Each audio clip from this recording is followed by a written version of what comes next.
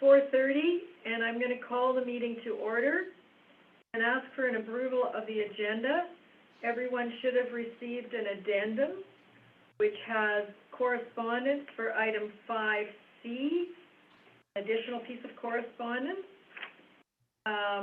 for the Wadden and Walsey consent application. And then there are some slides to back up the Belvedere issue, which I also believe you're going to try and screen share as well. So everybody should have received that addendum. And with that, can I have approval of the agenda as circulated with the addendum? All in favor? Councillor Kinson? Aye. All in favor. Thank you. So tonight, we've got lots on our agenda. It's a busy meeting, and I am assuming Councillor Osborne is planning to attend, but he is not here yet, but we have a quorum. We will proceed. Does anyone have any disclosure of pecuniary interest in general nature thereof? None. And before we begin the business of this meeting, I'd like to pay respect to the First Nations, past and present, and acknowledge the important role that First Nations people continue to play within our community. So we have the adoption of the minutes. I have a motion that the Council of the Corporation of the Township of Seguin does hereby adopt the minutes of the regular meeting of Council held July 5th, 2021, as circulated. Could I have a motion from Councillor Moffat? I so move that motion, Mayor. And seconded by Councillor Cole. I will second that. All in favor? Aye. Thank you. So I have a motion that the Council of the Corporation of the Township of Seguin does hereby adjourn the regular meeting to hold a public meeting for the following matters. Zoning bylaw amendment application R 2021-0007-F for Reach International. Consent application number B 2021-0007-H for Christen and Porter. And consent application number B 2021-0008-8 and B 2021-0009-H for Wadden and Walmsley. Could I have a motion from Councillor Fellner? Okay, thank you, Councillor Fellner. And a seconder from Councillor Collins? I'll second the motion, Mayor. All in favor of moving into the public meeting? Aye. Okay, and we have some people joining us. So I'm gonna, some of whom are on the phone and some of whom we know. So before we begin the public meeting, I'd just like people to identify themselves who are here for the public meeting for the Reach International zoning bylaw amendment.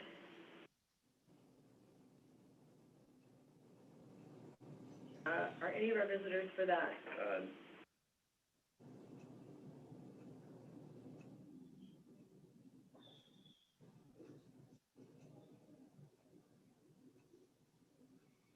And Fraser for what?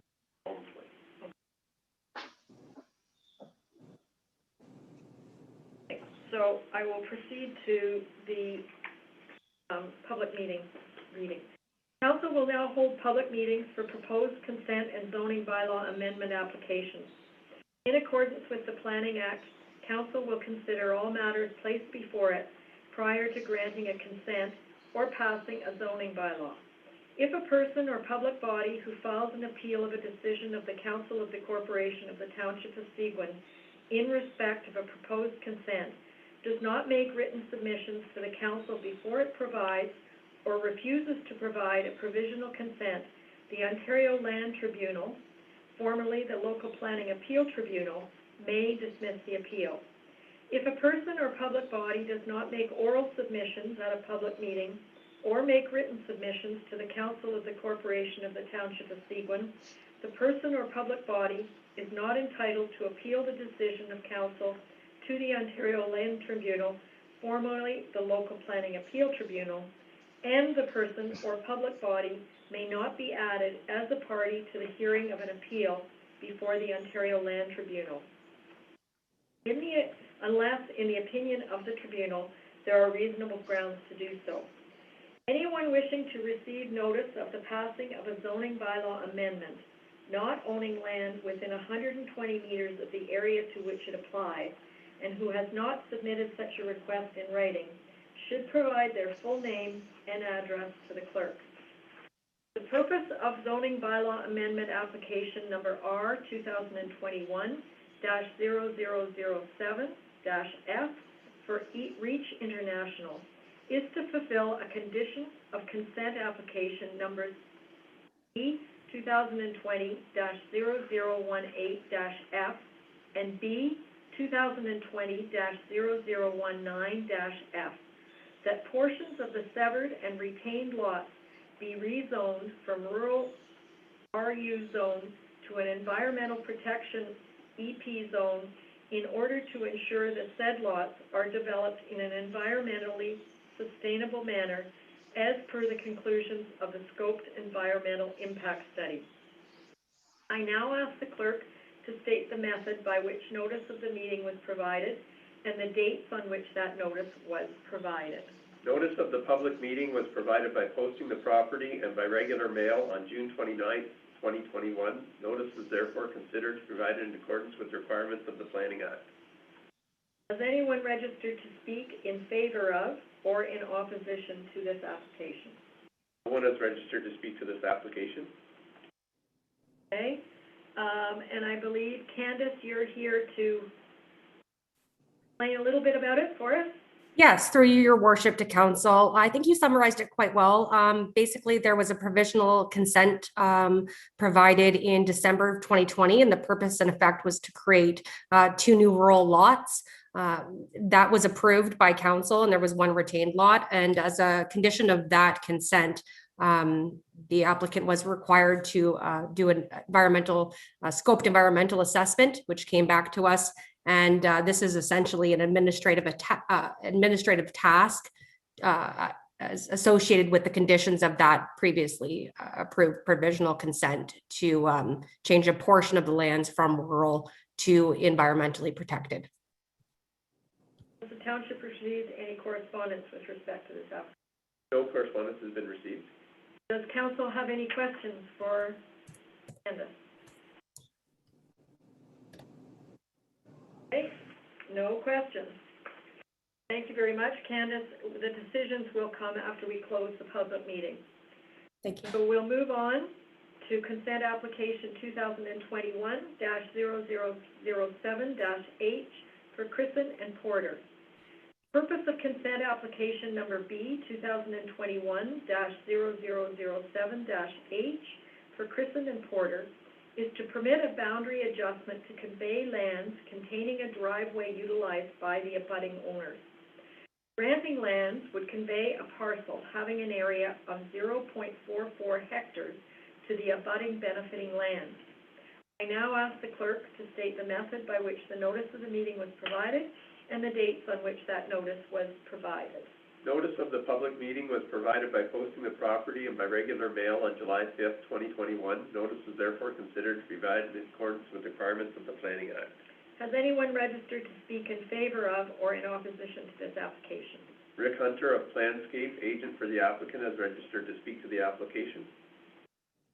Okay, Rick, are you online? Thank you, your worship. Yes, I am. Okay, would you like to speak to it? Yes, I can very quickly. Actually, I don't have a formal detailed presentation to give. I've reviewed the staff report on the application. Of course, I agree with the recommendations and would basically request that council consider approving the consent. I guess by way of history, when the Lloyds purchased the cottage or the home from the Krizans, they'd had ongoing discussions on converting the right-of-way that some of you may recall was before you about 3 years ago, converting that right-of-way to an actual land conveyance. And the configuration, while sort of a little bit odd when you look at it on paper, works very, very well from the perspective of being on the land itself. So with that, it does bring the original, what is now the Lloyd Cottage property, the benefiting lands, into full compliance with the zoning bylaw as far as your current minimum lot size. I think this was an existing lot of record that obviously predated the bylaw. However, now it will fully conform. We recognize the need for the zoning amendment, and we'll be submitting an application shortly to move forward with that, assuming that the committee agrees with the consent. And I'm here to answer any questions. Okay, thank you. Has the township received any correspondence with respect to this application? Correspondence stating no objection has been received from Georgina and David Jarvis.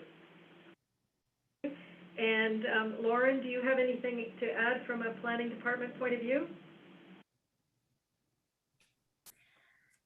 Nothing to add, Your Worship. I think Rick summarized it quite well.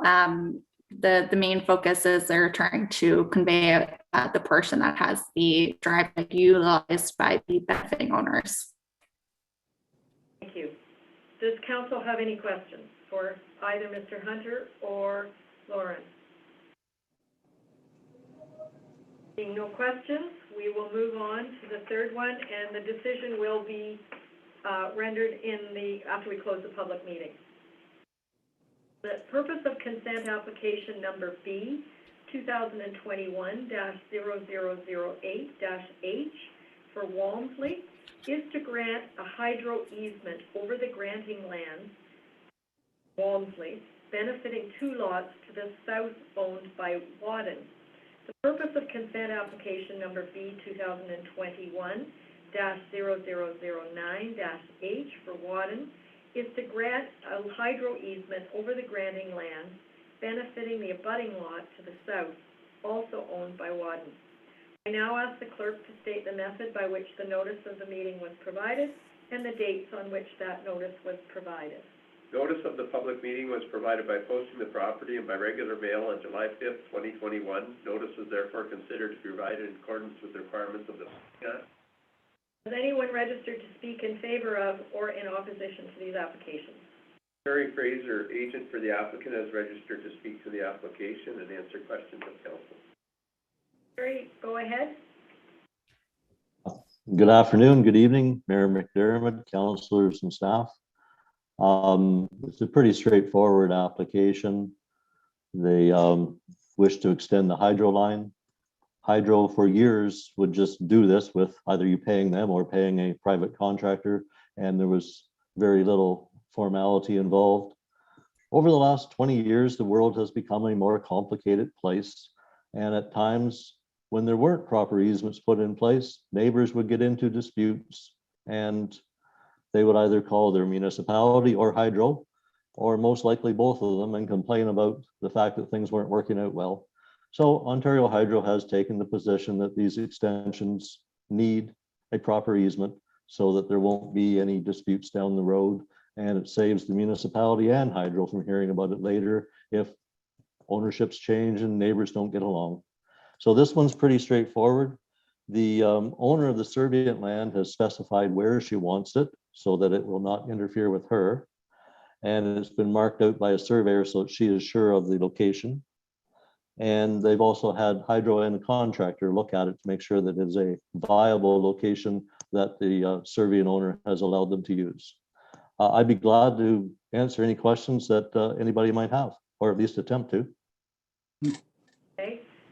Has the township received any correspondence? Correspondence has been received from Brenda and Gillies Parsons. There were no objections. It was just comments and information. Thank you. Lauren, do you have anything to add to what Mr. Fraser has?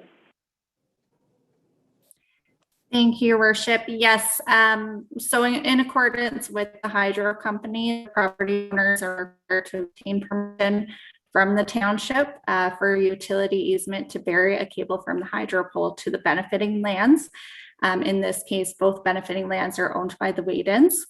If approved, the easement documentation would be registered on title and would permit periodic maintenance of the hydro line if and when necessary. Thank you. Does council have any questions for either Lauren or Mr. Fraser? Nope. Seeing none, we will close. So I have a motion that the public meeting held for the following matters is hereby closed and the regular meeting is hereby reconvened. Zoning bylaw amendment application number R 2021-0007-F for Reach International. Consent application number B 2021-0007-H for Kristen and Porter, and consent application numbers B 2021-0008-H and B 2021-0009-H for Waden and Walmsley. Could I have a motion from Councillor Finson? I so move. And seconded by Councillor Moffett. I'll second that motion, Mayor. All in favor of moving out of public meeting? Aye. Okay, so we have these decisions coming out of our public meeting. A motion that bylaw number 2021-057, being a bylaw to amend Township of Seguin zoning bylaw number 2006-125, property roll number 4903-030-006-00400, R-2021-0007-F for Reach International, which is vacant land, is hereby deemed to have been read a first, second, and third time and passed by council. Could I have a motion from Councillor Cole? So move. By Councillor Osborne. Second, Mayor. All in favor? Aye. Thank you, Councillor Simpson and everybody else. And I have a motion that the Council of the Corporation of the Township of Seguin does hereby grant provisional approval to consent application number B 2021-0007-H for Kristen and Porter, subject to the conditions set out in the decision. I have a motion from Councillor Fellner. So moved. And seconded by Councillor Collins. I'll second the motion. All in favor? Aye. Carried, thank you.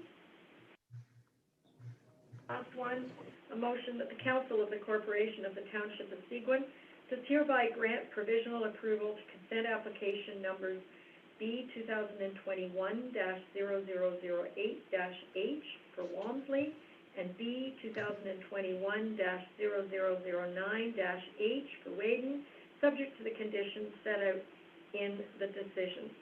Could I have a motion from Councillor Finson? I so move. Thank you, and seconded by Councillor Moffett. I'll second that motion, Mayor. All in favor? Aye.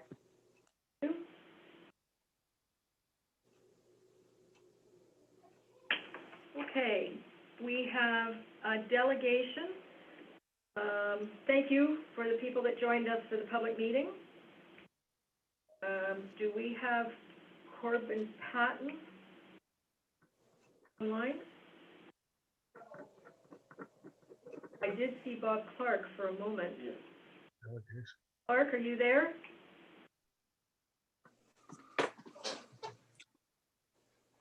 Patton, are you there?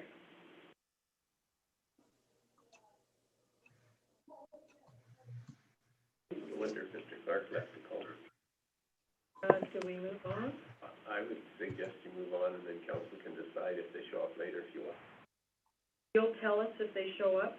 Yes. You'll see it, okay.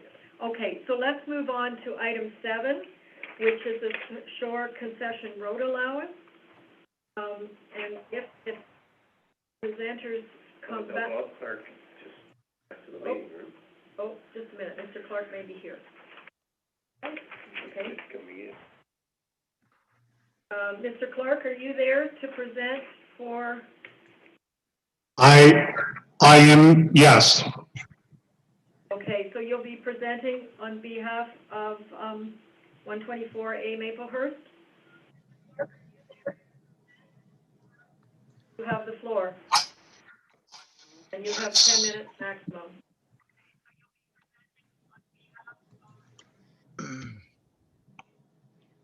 I will.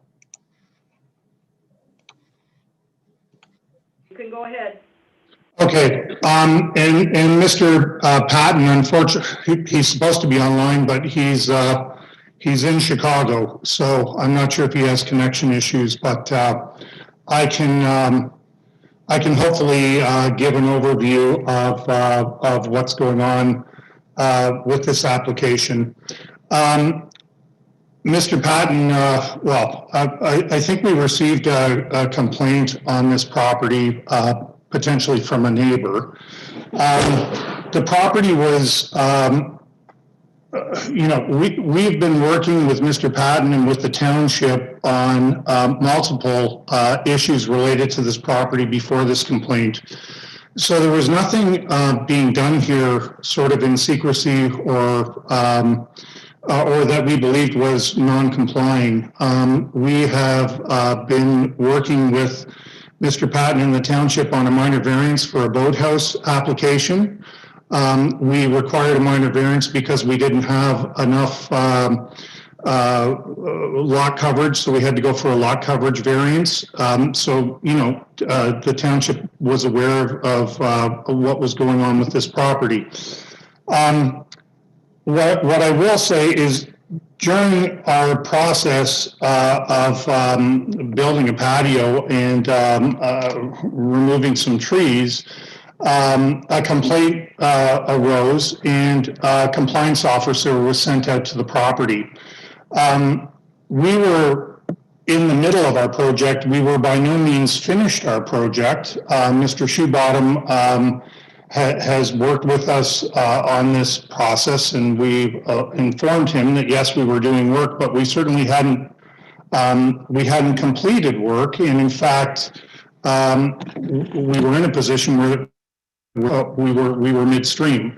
So when that happened, we hired Mr. Patton again to work with Mr. Shoebottom on a plan for renaturalization. We had already had plans for renaturalization, and in fact had ordered trees and were in the process of getting them, but due to COVID delays, we simply couldn't get trees fast enough. So part of our restoration plan, or at least response to the complaints, was hiring Mr. Patton, documenting the trees that had been removed on the property. We believe, our arborist believed, that 5 out of the 7 trees that were removed were either dead or dying or diseased. We accept and, acknowledge that 2 of the trees were not. Our plan was to replant several trees, 5 to 7 trees. In consultation with Mr. Shoebottom, we presented a plan that he believed could be accepted by council. And I believe he, spoke with people at the township that we were to put 7 trees in. We have since put 11 trees in to renaturalize.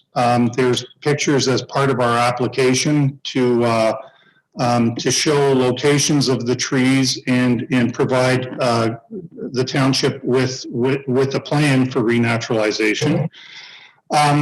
As part of this tree cutting complaint, our patio was, we had built a patio with a fire pit. And we have since found out that we were too close to the water. We were only 54 feet away from the water, and it was supposed to be 66 feet. I will tell you, Mr. Beggs hired my company. It's Clark Muskoka Construction. We do lots of construction in Muskoka and in Seguin Township. I hired Dana Shea Landscaping as my landscaping contractor.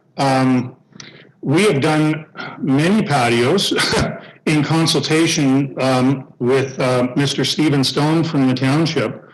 I've never been required to take a permit out for a hardscape patio, and we have, in consultation with Mr. Stone, built patios within 66 feet of the water. He has done site visits with us. He has never asked us to provide a permit for this.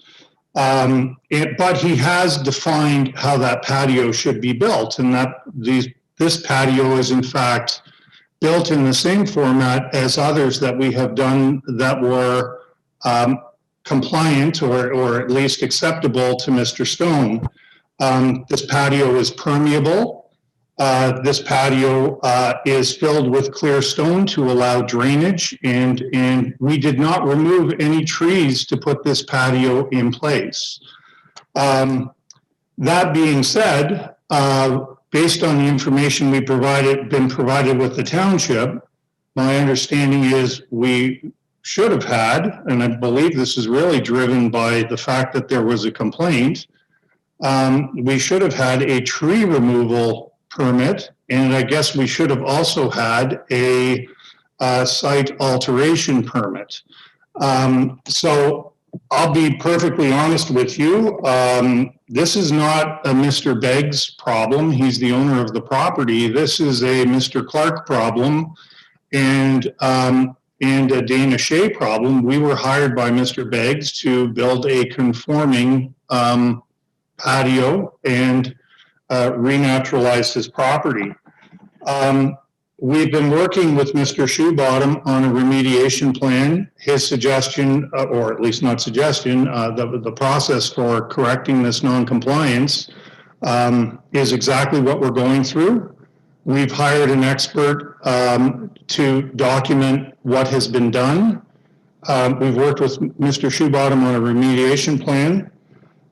There's some suggestion of, potentially removing this patio and putting it 66 feet back. I mean, we've, as part of our plan, we've planted extra trees. We've removed a shoreline fire pit that has been on the property for several years to try and make this more compliant. We're willing to and will do what council wishes as far as a remediation of plantings and softening of the hardscape that was put in to try and be more compliant. It's my belief that the removal of this patio, if that's a possible suggestion, and the moving of it to 66 feet away for us would be just moving it to the other side of the walkway path down to the dock, and we would likely do more destruction and more harm than good, including there would be tree removal in that application. So, and more disruption to the natural plants, etc., vegetation that are there. So I'm going to apologize on behalf of my company because it was my responsibility to hire the correct contractors to do the work. I have attended meetings with Mr. Stone and Mr. Shea in the past, and we have put patios in and have not had an issue. On the tree removal side of it, we're hopefully overcompensating for what had been done on the property. I'm open for any other questions, but I do want to stress that the fault here lies with myself, not with Mr. Beggs. Okay, thank you very much, Mr. Clark. We have a question from Councillor Osborne. Yes, thank you, Mayor. So, Mr. Clark, you mentioned there was remediation for the trees that were taken out. I counted a total of 5 evergreens. Is that true? It's not true, sir. There's 11. There were 7 that are 12 feet in height. And we purchased a further 4. We had to go to 2 different nurseries, and there's a further 4 on the property.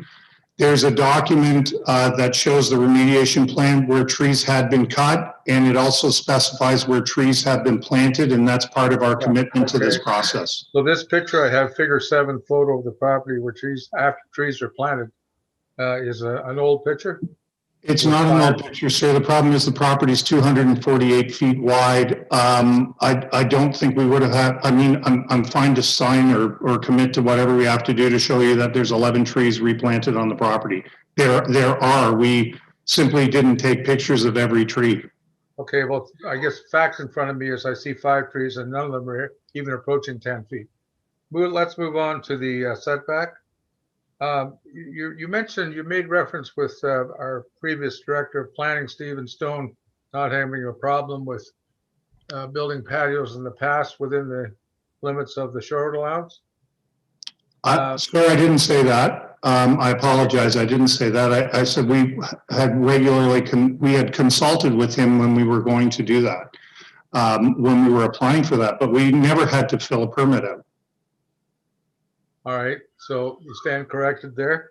Now, you mentioned that it was some, like, from the high water mark, it's something like 40 feet. You mentioned 30 some or 40 feet. It's actually 38.5 feet for the high water mark, the patio, and it extends back another 6 feet. So the building itself, the main building, is basically just off the shore allowance, the way it stands right now, by the looks of it, by half a dozen feet maybe. I'm referring to the figure outlining the blue box where the patio is outlined, where it shows a dotted red line. Correct me if I'm wrong, if there's somebody from planning. Is that the shore road allowance from the high water mark? Yes, and it's on page 77 of your agenda package, and Yes. I believe it is figure. No, I have it in front of me, Mayor. I'm just asking, is the red dotted line the shore road allowance boundary? I'm referring to it for Mr. Clark. I believe it's your figure 3 site plan. I'm trying to get on I'm on my computer right now, so I'm actually trying to get to the agenda package so I can take a look. And I apologize, some of this was supposed to be addressed with Mr. Patton. And that shows the 11 trees. That figure does show the 11 new trees as kind of little cross-haired red. Oh, the little bullet points. Okay, I see them.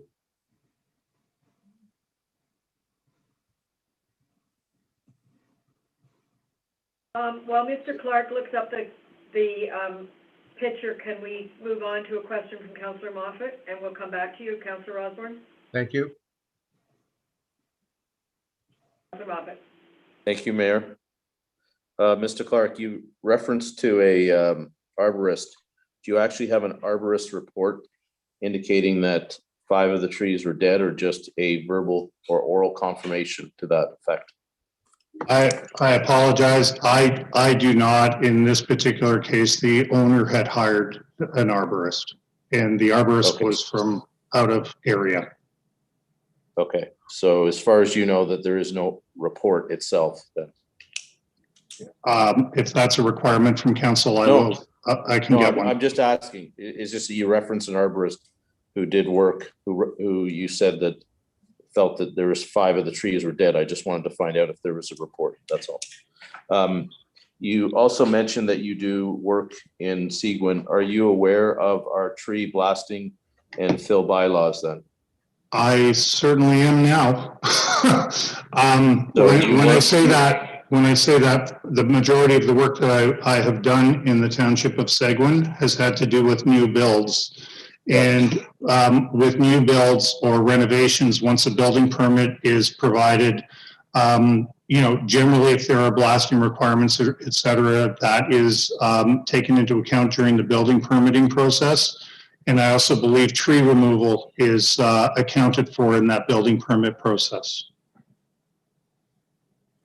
So you are familiar with the 3 different bylaws, or you are I was not familiar with them through? I apologize. I was not familiar with the fill, I was not familiar with the site alteration and tree removal requirement as it related to this project and putting a patio in. Okay, thank you very much. Those are my questions. I'll pass the floor. Counselor Osborne, I believe the dotted line is the Shore Road allowance, but until we have Mr. Patton available, I can't confirm it. Okay, thank you. One more question, Mayor, if I may. Go ahead. Is it, Mr. Clark, is Mr. Biggs the owner of the property? Yes, he is. And are you intimating that Mr. Biggs was unaware of our fill tree cutting blasting bylaw as well? I can absolutely assure you of that. Okay, had he ever inquired as to what he could and couldn't do with the township prior to contracting yourself or the patio construction company or the arborist? Had he contacted the township to ask what he could and couldn't do? You know? Sir, he did not. I believe he relied on our experience and background, and that's, frankly, I'm falling on my own sword. This is not Mr. Beggs's problem. He hired professionals. Yes. Okay, fine. It is, he is the property owner. Thank I you. understand, yes. Thank you. Thank you. There being no further questions, you, councillors, you are aware that this will come back to council in our closed meeting? Oh, Councillor Fellner, you have a question. Yes, I do, Mayor. I just have one question for Mr. Clark. Of all of the structure that's beyond the 20-meter setback as depicted in the drawing on, I don't know what page, 77. page 83 out of 246 in our council package anyhow. So one that shows all the new trees and it shows the new patio. Shows you 20-meter setback from the water in red. I'm wondering, do you have, what is the area of all those structures? It looks like there's a patio and there's some stairs and there's a landing and a couple stairways. So the patio, the only additional area that was put on the property within the 66 feet is the patio and a set of stairs behind the patio. The walkways that were in front of the cottage and the walkways to the dock were existing, everything else was existing on the property except for the patio, and I believe there's 6 or 7 stairs down to that patio from the walkway in front of the cottage. As part of our boathouse application, we have also agreed to remove a gazebo, which is approximately 200 square feet. So we're actually getting, we've got rid of the fire pit. We're going to get rid of the gazebo. We went in for a minor variance application for allowable increase in percentage of coverage. Right, okay. Okay, so the only thing that was, the only structure we're looking at here on this drawing that wasn't existing is the patio? Yes, sir. And the flight of stairs immediately. And the set of stairs immediately behind the patio. Okay, thank you. Yeah, it was just, I could, just look at a whole bunch of other stuff. Okay, thanks a lot. That's great. Thank you very much, Mr. Clark. We will be discussing this further in the closed meeting of council. So I appreciate you being here, and I appreciate you now knowing about our patio setbacks and tree clearing. I will be seeing you before we do anything in the future. Always better to consult before the trees come down. I understand. Thank you. Okay. Council will now consider the following Shore Road allowance application. Application number RAS 2020-0022-F for Wilkins on Otter Lake, bylaw number 2021-051. Has anyone registered to speak to this application? No one has registered to speak to this application. Have there been any written objections received related to this application? No written objections have been received. Lauren, do you want to tell us a little bit about this one? Thank you, Your Worship. Yeah, the owners have applied to obtain the shoreline allowance in front of their property at 7 Shady Lane. They have also applied for a deeming bylaw application, which will allow the shoreline allowance portion to merge with the property itself. As the clerk had mentioned, no objections, there's no EP, and there's no flooded lands. Thank you. Thank you. I'll read the motion and then we'll open it up. We have a motion that bylaw number 2021-051, being a bylaw to close, stop up, and sell a portion of the original shore road allowance, application number RAS 2020-0022-F for Wilkins, is hereby deemed to have been read a first, second, and third time and passed by council. Could I have a motion from Councillor Osborne? So moved, Mayor. And seconded by Councillor Fellner. I'll second that. Thank you. All in favor? Aye. And that is carried. And then we have a motion that bylaw number 2021-052, being a bylaw to deem lot 54 of Plan M 2220 pursuant to section 50(4) of the Planning Act, not to be on a plan of subdivision, property roll number 4903-030-005-06400, file number D 2020-0012 for F for Wilkins, is hereby deemed to have been read a first, second, and third time and passed by council. Could I have a motion from Councillor Collins? I so move the motion, Mayor. Thank you, and seconded by Councillor Finson. I second that. All in favor of the deeming bylaw? Aye.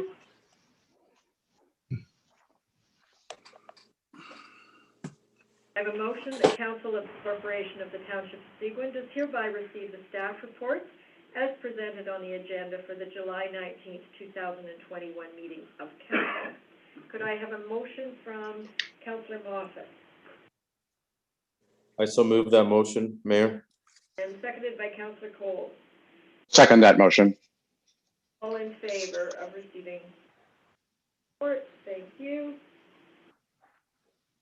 Okay, we will go first to a report from our treasurer, Michelle Fraser, for a report on the discretionary grant. Go ahead, Michelle. Thank you. Yeah, thank you, Your Worship. As you recall, back in February, Council awarded a number of grants and donations. I now have 3 that I need a little bit further direction on from Council. They're just a little bit unusual. The first is the Chamber of Commerce. Council awarded them $5,330, and you'll recall that the Chamber attended at Council after that and indicated that they wouldn't be asking for that grant this year. The second one's CBDC. They have not actually requested the grant this year, but Council did approve it. And the final one is the West Perry Sound Museum. When it was approved in February, there was discussion about coming back and just getting a little bit of further direction from Council before I released the full grant. So, just a couple of questions to you, Michelle. Has anyone spoken directly to the Chamber of Commerce or CBDC about their need or their want for these grants? I have not. I did speak to Councillor Coles with respect to the Chamber of Commerce. With the CBDC, I did reach out to the previous director. They've had a little bit of staff turnover there, and I have not received anything to date.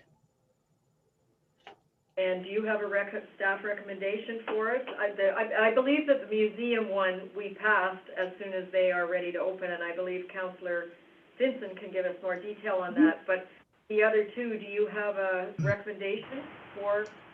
As it stands right now, Council has already approved these grants. They are a little bit unusual. I just would like direction from Council as to whether or not they want to revoke the grants or allow me to release them. Councillor Osborne, you have questions? Yes, thank you, Mayor. Michelle, since there hasn't been any follow-up or reinstitution of a request, I'd like to suggest your options here, revoking the two earlier grants, the Chamber and the CBDC, and proceed with the grant as requested by the museum. Okay.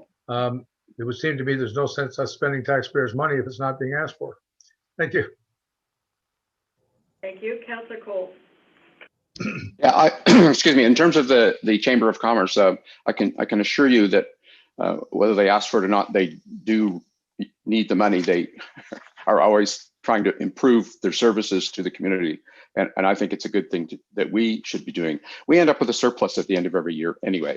Why would we not continue? And maybe following this, send a letter to these organizations just confirming our status and their status with us around these kinds of donations. Councillor Finson, do you want to give us a little bit more background on the museum? I know you've attended a couple meetings since our discussion in February. Yeah, they do have a reopening plan. They'll be reopening July 21st, Wednesday to Saturday, 11 to 4. The gift shop, the Lions Room and washrooms, and when they'll be able to access all of those. So I think that everything is moving along there, and they will be able to use the money, I'm sure. Okay, because there's three separate questions here, I believe the museum has been approved by council and it should proceed. Are councillors in agreement with that? Show of hands? Yes. Okay, so there's the museum done. In terms of the Perry Sound Chamber of Commerce, Councillor Coles is our representative there. The Chamber of Commerce, right? Chamber of Commerce. All in favor of releasing the 5330 to them? Aye. Hang on, put your hands up so I can count. Councillor Coles, Councillor Fellner, Councillor Finson, and I will endorse that, so that's 4 votes for that. And CBDC, the current executive director, I believe, is Janice Hyman. And we have not reached out to her. She may not know the process for applying. I do agree with Councillor Coles that all of these organizations need to be reminded that their requests have to be in by December 1st. And unless we hear otherwise, that we will evaluate them with all other budget. In fact, that date may need to be moved. If we're moving budget times up, so that every organization would need to have that letter. So all those in favor of releasing the funds to CBDC, I have a show of hands. I see none. So those dollars go back into the discretionary pot, if that's where they go. No? There's actually a separate budget line for the CBDC grant, so it will be unspent.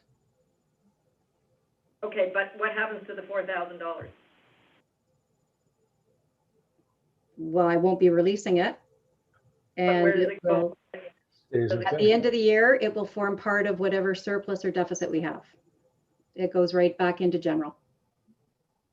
Okay. All right, thank you. Okay, so I have a motion here that council of the corporation of the Township of Seguin does hereby amend resolution 2021-23 passed on the first day of February 2021 by deleting the following donation from the resolution, that being CBDC for $4,000. Could I have a motion from Councillor Fellner? So moved. Okay, and seconded by Councillor Collins. I'll second the motion. All in favor? Aye. So the other two go ahead. Thank you very much. And now we move on to a motion that, bylaw number 2021-058, being a bylaw to amend Township of Seguin zoning bylaw number 2006-125, property roll number 4903-010-007-02500, R 2017-0019-H for Portage Lake Road, Curtis, and to repeal bylaw number 2020-045 is hereby deemed to have been read a first, second, and third time and passed by council. I asked Craig to give us a little bit of background. Sure. Is the rezoning, it went to LPAT then, and there were minutes of settlement and the decision. Council may recall that back in 2019, I believe it was. Planning were closing the file and noticed an error in the schedule of the bylaw. The error was prohibited use in column 4 was not there. You'll see that in the proposed bylaw, and one of the bullet points in column 5, the special zone requirements. So this is correcting that bylaw so it conforms with the decision of LPAT and the minutes of settlement. Thank you. Councillor Moffat, you have a question? Yes, I do. Thank you, Mayor. I did speak with Craig last week, and my question was, has anyone actually gone out to check on the property to make sure that the prohibited use is actually been complied with? And his comment back was, no, raise it at council. So I'm raising it here. I think before this gets settled, I think we should just do a observation or a visit to make sure that something has not gone off the rails. And maybe Craig has an update. I'll ask the clerk to respond. Two things. Thank you. One is the bylaw, really council doesn't have a choice. It was an order and decision of the LPAT. It's like the first one. Curtis Livingstone, our CBO, he and I did discuss last week. I'm not sure if he had a chance to get out to the property yet. He certainly was going to. If he hasn't, I know he intends to. And he, I believe, so he could let you. Curtis, I don't know if you've had a chance to visit the property or learn the background on this one. For you, Your Worship, I did do some research on the property today. I have not had a chance to visit the property. Checking permit history, there was no evidence of any construction or permits issued that would suggest a contravention here, but I can follow up with an investigation. Thank you. Councillor Osborne. Thank you, Mayor. Craig, point of clarification here. So the error was that in column 4, the prohibited use of boat launching or other ramp for motorized watercraft was not inserted in the bylaw originally? Correct. And so by rescinding the old bylaw, we're going to redo another one to correct that problem? Correct. Okay. So maybe we'll get this finalized, one of my favorite lakes. Once and for all. Thank you.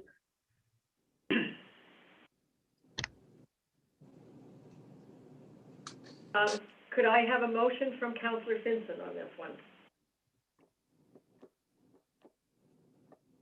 I so move. Thank you. And seconded by Councillor Moffat. I'll second that, Mayor. All in favor? Aye. Thank you.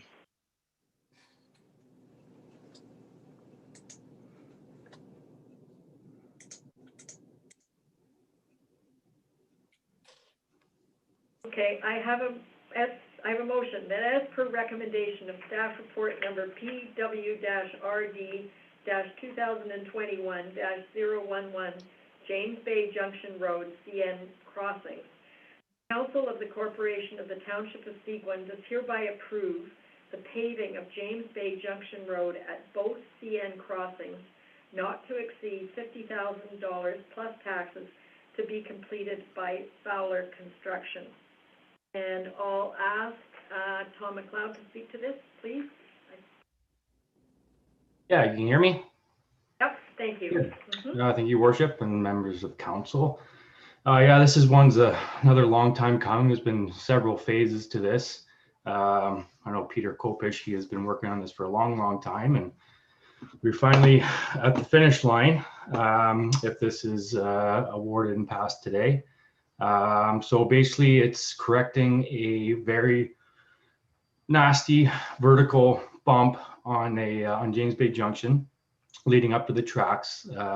Last 2 months ago, we upgraded the tracks in conjunction with CN Rail to concrete crossings. There's 2 locations. And now this is just putting the finishing touches on the transitions to those new crossings and should make things very smooth. Any questions? Is the $50,000 in the budget? It is in the budget. We have, excuse me, I'm going to scroll down here. There are an additional 20 or 16,000 that does need to come out of special projects. Additional 20,800, sorry, excuse me, is required out of special projects to complete the work. Thank you. Councillor Moffat, you're first. Thank you, Mayor. So I rode my bike along James Bay Junction Road yesterday from Ulster Park, and I didn't notice any signs or any indication that there was construction happening. And my understanding is, based on Facebook and stuff, we've posted that. Have physical signs been actually posted on James Bay Junction now, considering the work started today? There has been traffic control signage being placed first thing this morning, and they'll be placed the rest of this week. For advance warning, no, because we did not get actually a lot of advance warning that CN was actually going to be coming in and paving, Fowler. It's kind of a hurry up and let's go approach, unfortunately. So we're kind of stuck in a corner per se. So are we posting signs at Ulster Park Drive as well to indicate, or just on James Bay? So tomorrow we're going to be posting. Okay. Make up some signage. We have the wording. We just got to plot them now and then post them. And then we'll have them on at 2 intersections at Osler north and south intersections. And is there any preparation work that needs to get done before paving? Like, are township staff actually doing any work, or is this, we're turning it over to Fowler's to complete cradle to grave? We are doing the preliminary work. Basically, it's just taking up the asphalt, throwing some gravel in, level off the platform. It's a very simple approach. It's not very difficult. And they are estimating to come in on Wednesday to complete the paving. So does Fowler warranty the work if we do the subgrade of it? No.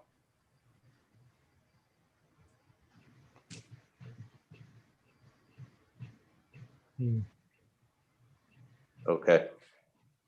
Thank you. If there's evidence of bad asphalt, then yes. But they're getting MTO mix that's going straight on the 518, 124. They're getting that mix. So I'm confident in their level of asphalt that will be delivered because it will be an MTO mix. So I don't have any doubt that it'll be as similar to previous skim coating per se that has soured some mouths in the past. But if the subgrade isn't of standard for the asphalt, then it's a waste of time and money. I wouldn't think so, because that subgrade there is actually in pretty good condition. It's been there for years. We're adding a lot of material to it. Some areas is going to have a 8 to 10 inch lift, and we do have a 30-ton packer there. Actually, it's more than that, sorry. And it's going to be rolling nonstop. So it's only in one section where it's actually going to get a nice lift of gravel, followed by the asphalt itself, and the rest is simply just paving up to it. And I'm pretty confident in that sub base in those sections because they were built off of or the expansion or the widths of the CN rail, which I guess in the past they did require a pretty in-depth substructure to it. So, and there's being gravel being added at all locations. Thank you, Tom. You're welcome. Councillor Cole. Yeah, just a more comment. Well, first a question, but these are just the aprons to the crossing. Is that correct, Tom?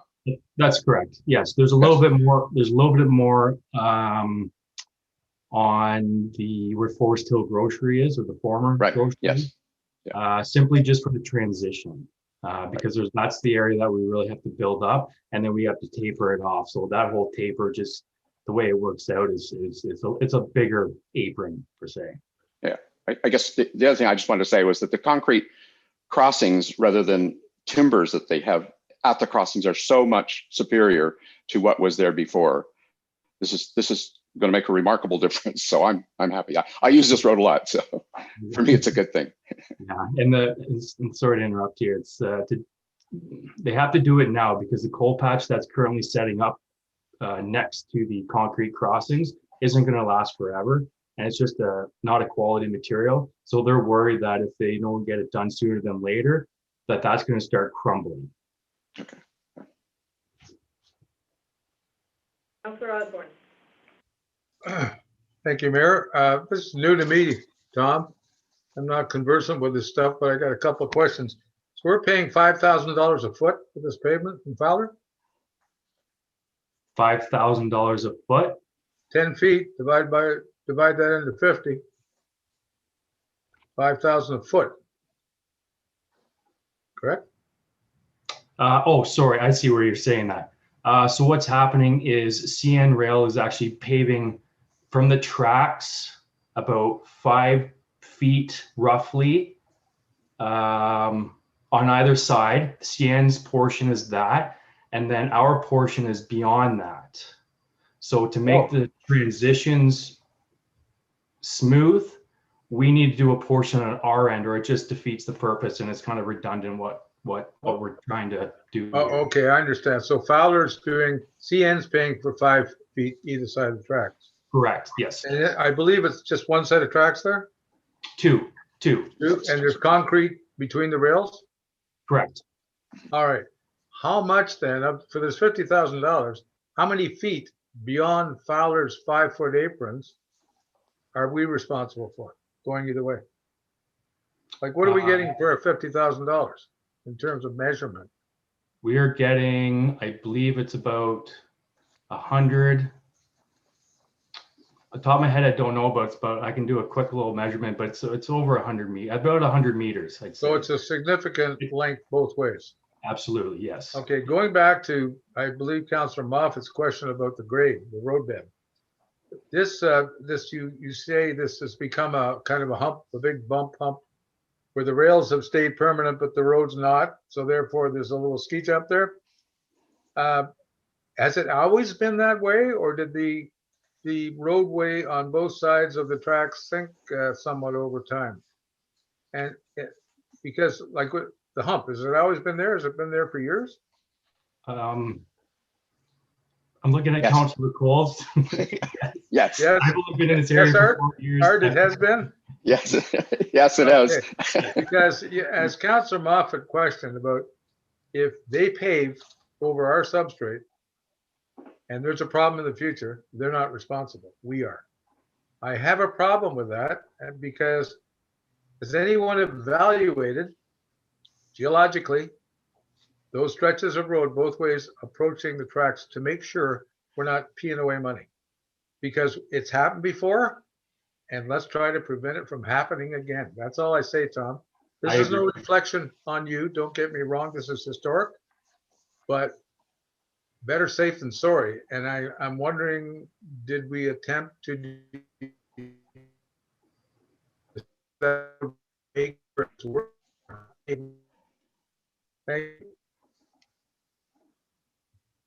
Okay, thank you. I'm going to ask our Chief Administrative Officer to make a comment here. Jason? Thank you, Your Worship, members of council. Just to help Tom along here and help council understand, I understand the point that Councillor Osborne and Councillor Moffat are making about doing our investigative work on sub-road base, and I'm in full support. In fact, I think all council knows that's the direction I'd like to see us moving in all of our road construction projects. However, when we're talking about 100 meters of road bed to evaluate, the cost associated with doing the geotechnical starts to become rather expensive, and when you take that into consideration and the risk factor of that subsurface failing, you know, we have a high level of confidence that our staff will be able to get the appropriate grades, get the appropriate compaction, and that asphalt will stand the test of time for. Thank you. Thank you, Jason. My concern was the term, we're gonna throw a little gravel down. Anyway, thank you for that. To just support our public works team, you know, we're gonna be putting down, you know, several inches in several inch lifts or four 6-inch lifts with a 30-ton compactor. We're gonna do it right. So you can be assured that the product at the end of the day will be sufficient. Thank you. Last question, Councillor Moffat. Yeah, sorry, just to follow up, Tom, are we having to redivert staff off our maintenance projects in order to comply or to meet the timelines here? Like, is that, you know, as you said a few minutes ago, it was last minute, last notice. So obviously we had a schedule of maintenance work that was going to be done this week. Our staff being pulled off of that in order to, you know, meet the timelines for the paving? Good question, Mr. Moffat. I would say not drastically. There are some resources that are getting allocated to this, but as I said previously, this is a quick timeline to get this done, and yeah, so I would have to say yes. There are some implications to some of the resources, but also it's going to be a quick in and out and be done with it, and we'll get back on track. Thank you. Okay, thank you. I'm going to read the motion. I am going to remind all of council that we're not road builders.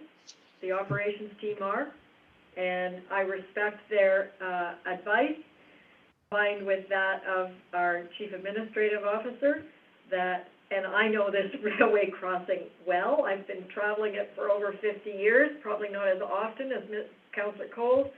It's a big bump. So glad to have the work done by our professional operations team. So the motion was, as per the staff report, PWRD-2021-011 James Bay Junction Road, CN Crossings, the Council of the Corporation of the Township of Seguin does hereby approve the paving of James Bay Junction Road at both CN Crossings not to exceed $50,000 plus taxes to be completed by Fowler Construction. Could I have a motion from Councillor Fellner? So moved. Seconded by Councillor Collins. I'll second the motion, Mayor. Thank you. All in favor? Aye. Great. Thank you very much. Thanks, Tom. Mention that Mr.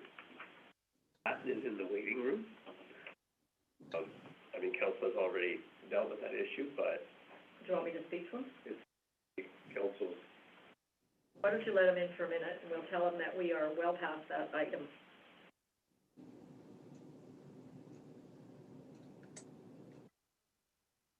Hi, Corbin.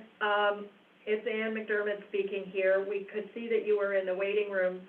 We have dealt with the delegation for 124A Maplehurst Road, and Mr. Clark represented you. We are now several items past that in the agenda. Council will continue its deliberation on that, but you can watch the discussion that happened on our YouTube channel. So I'm sorry, but we've already proceeded past that.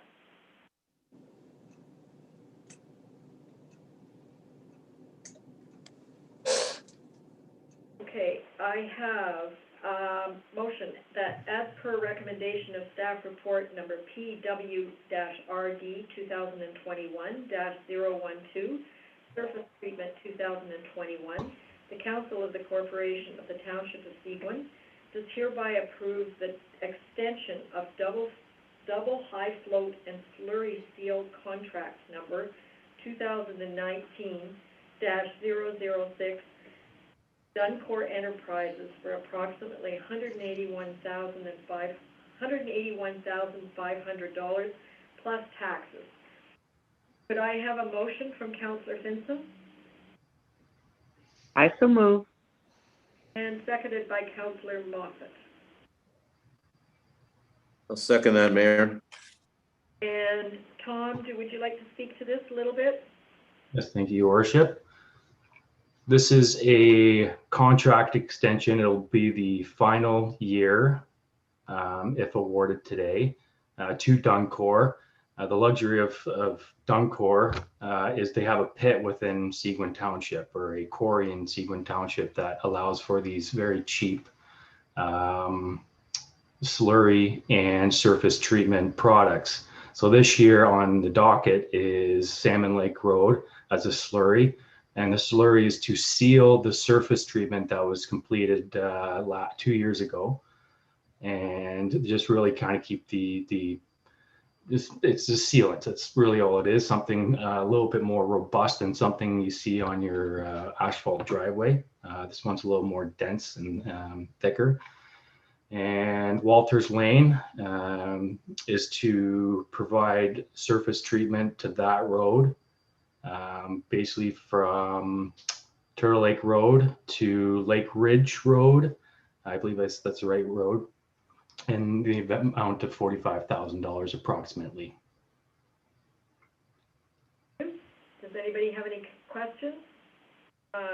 Councillor Cole.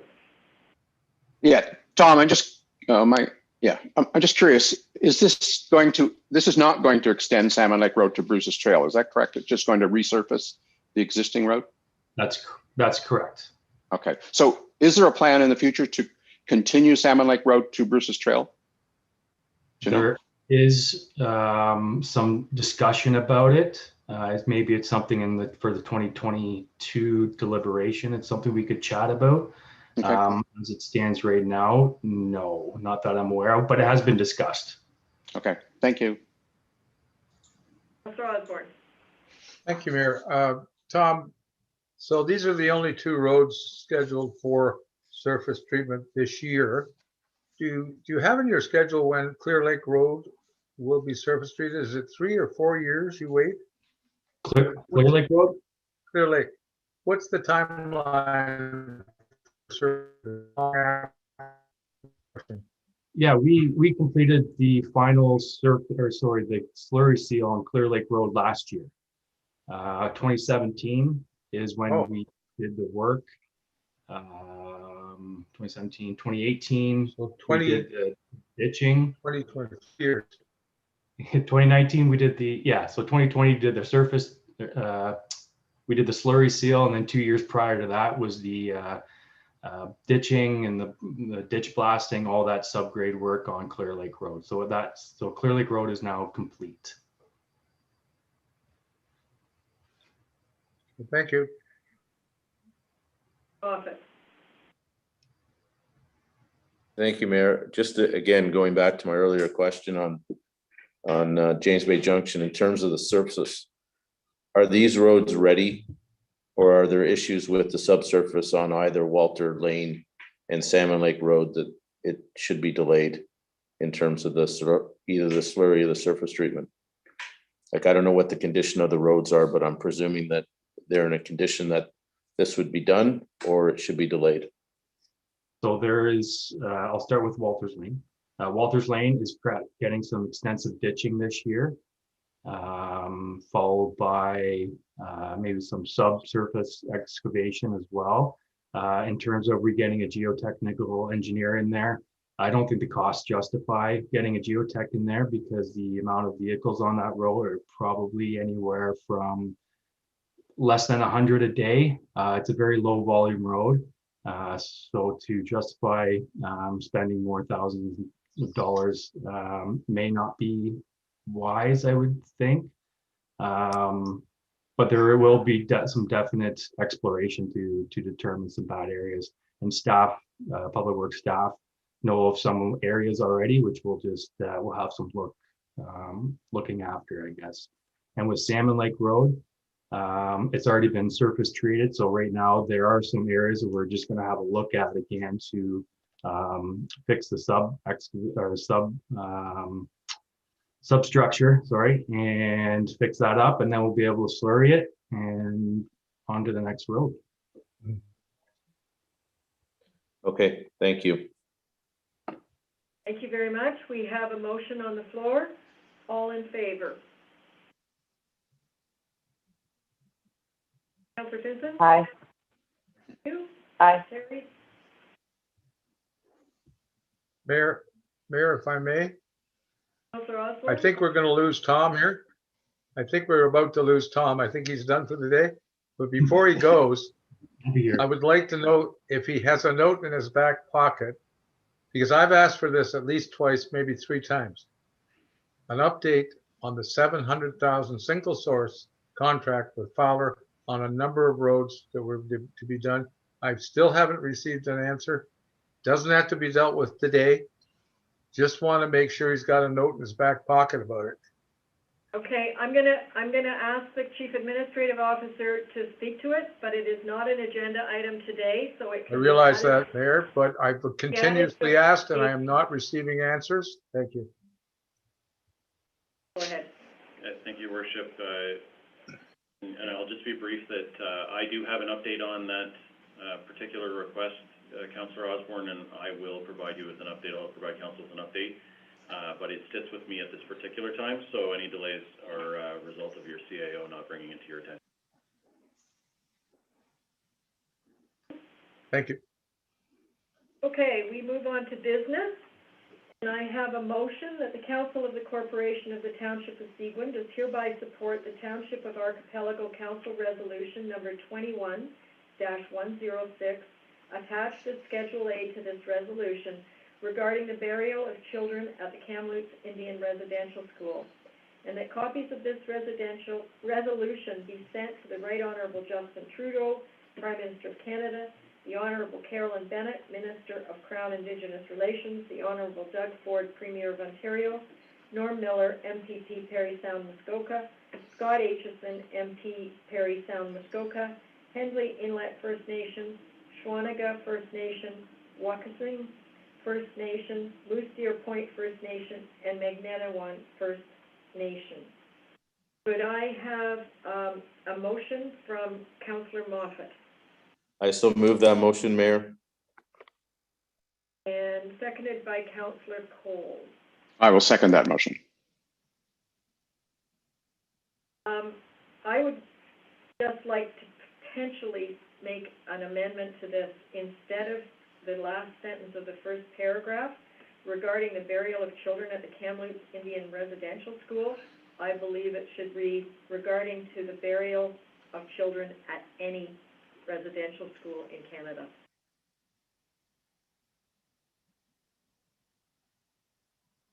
Anybody, Councillor Moffat? I would support that, and obviously this resolution came to light, you know, it seems like not that long ago, but the events that have occurred subsequent, I would agree with your amendment, Mayor. Thank you. I think the resolution predates many of the findings, and we have no idea what else is going to come. Right.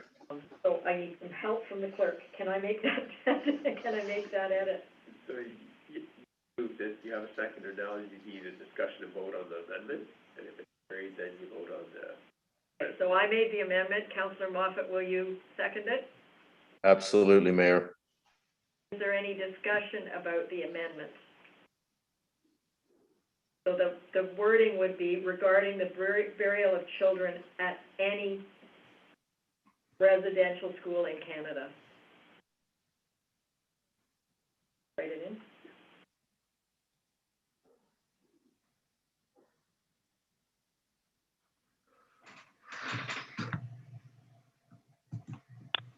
All in favor? Aye. So that's, you just voted on the amendment. Can I have a resolution on the entire motion now? All in favor? Aye. You, and that's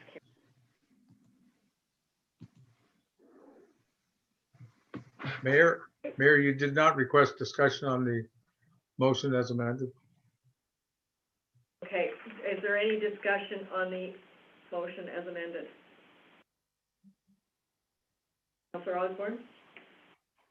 Thank you. So we all realize how horrific this is. And this is going to be a long-term investigation nationally.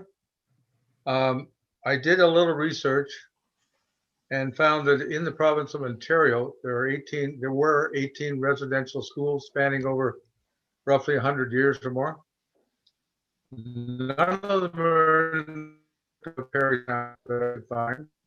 Most up north, some down by Brantford.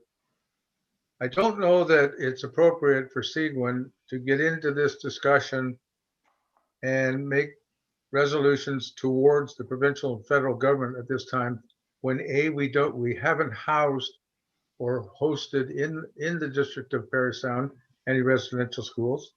I think it's up to those municipalities that are in the same neighborhoods to push this forward, and I'm sure it will be.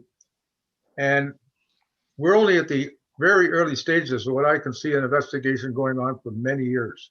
So I just found this it's just not good timing, not appropriate for Seguin to be doing it this time because we're not directly involved. And I think we're poking our fingers in something we should stay away from until this investigation proceeds, not to minimize the horrific results that have come already and will continue to come for years. So that's just my opinion. I just don't think we should be reaching out to these levels of government from the District of Parry Sound at this time. Thank you. Thank you very much, Councillor Osborne. I'm sorry I didn't notice your hand up, so I will recall the vote for the resolution for the original motion. It is to support the Township of the Archipelago Council resolution that we are voting on. All in favor of supporting the original recommendation? Okay. Aye. Is carried. Okay, I have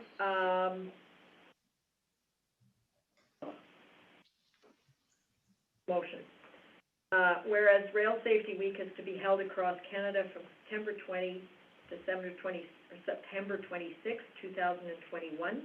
And whereas it is in the public's interest to raise citizens' awareness of the dangers of ignoring safety warnings at level crossings and trespassing on rail property to reduce avoidable deaths, injuries, and damage caused by incidents involving trains and citizens.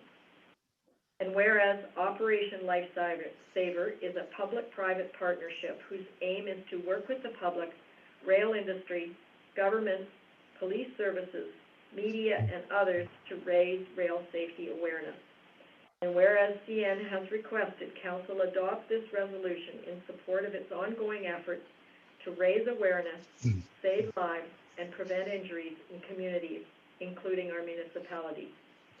Therefore, be it resolved that the Council of the Corporation of the Township of Seguin does hereby support National Rail Safety Week to be held from September 20th to 26th, 2021. Could I have a motion from Councillor Moffat? I shall move that motion, Mayor. And could I have a seconder from Councillor Cole? I will second that motion. Any discussion? All in favor? Aye.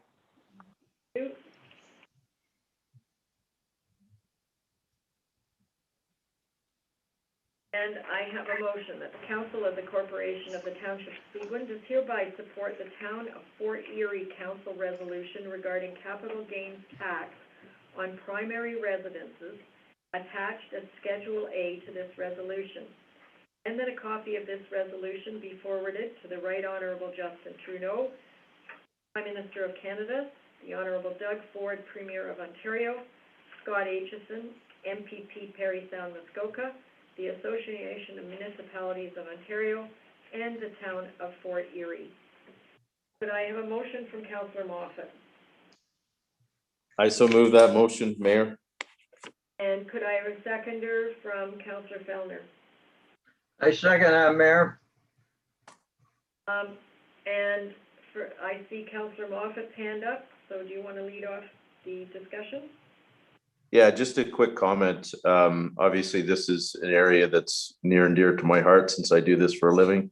I'm in full support of the resolution. I do have some problems or some comments with regards to the language on the original resolution, but I think it's acceptable. But I hope that this does not come to pass, whereby the federal government will be taxing principal residents and taking money out of individuals' pockets. So, thank you. Is there any further discussion? Councillor Osborne. Thank you, Mayor. I concur with Councillor Moffat. Primary residence is a basic investment that most families in the country have. And if the federal government needs to raise taxes, don't do it on the backs of those people. Do it on secondary residences, fine, and other investments, but not on their primary residence. Find a different way to collect money to pay your debt. Thank you. Other comments? We'll call a vote. All in favor of the motion before council. Vincent? Aye. Thank you. Business item number D is pretty self-explanatory. It comes to you from Councillor Finson and I. We've been talking for several months about doing a transportation study. It was done extremely professionally by the labor market group, who volunteered the questionnaire design, tabulation, everything else. We were very happy. Actually, it sounds like a little number, but we were happy with the response rate of over 500 people. We wanted to avoid seasonal residents because we didn't really think they would be the users, which we did by closing the survey off on the 25th of June. But you can see the results are clear. At this point, there isn't justification for investing public dollars in either scheduled or dedicated transportation. And you see that we continue to believe that there are some needs within the senior communities, and maybe we need to have different ways to address it. But the survey results are pretty clear. Are there any? Councillor Moffat. Yeah, just obviously we spoke about this last week, Mayor, and I agree with you. The results are kind of surprising because you would think that we would need some sort of transportation assistance somewhere, but I'm really pleased that our data survey and such drove the decision to not move forward. So I think that's a step forward for the region and a step forward for our municipality to use data to make decisions. Thank you. Yeah, and the collection of data, it doesn't have to be expensive, but I think it's essential in evaluating any public investment. It speaks for itself. Thank you. So we move on to the bylaws. And I'm going to read the bylaw, and then I'm going to ask Councillor Coles to talk about it. That bylaw number 2021-055, being a bylaw to return management of 101 long-term care beds to the Ministry of Long-Term Care to be relocated into a campus of care at the West Parry Sound Health Centre, hereby deemed to have been read a first, second, and third time and passed by council. I have a motion from Councillor Coles. So move. Thank you. And seconded by Councillor Osborne. Second, Mayor. Okay, I turn it over to you, Councillor Coles, to give us some background, and perhaps, I don't know, are you going to screen share? I'm going to try. So just give me a minute. And if I can't, we'll just go to the documents you have in front of you. So just give me a second here.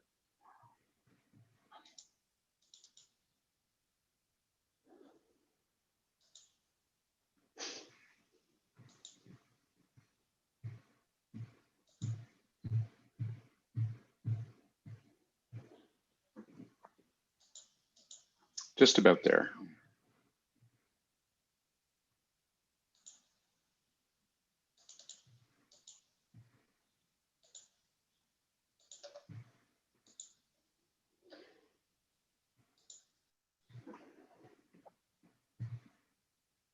Okay.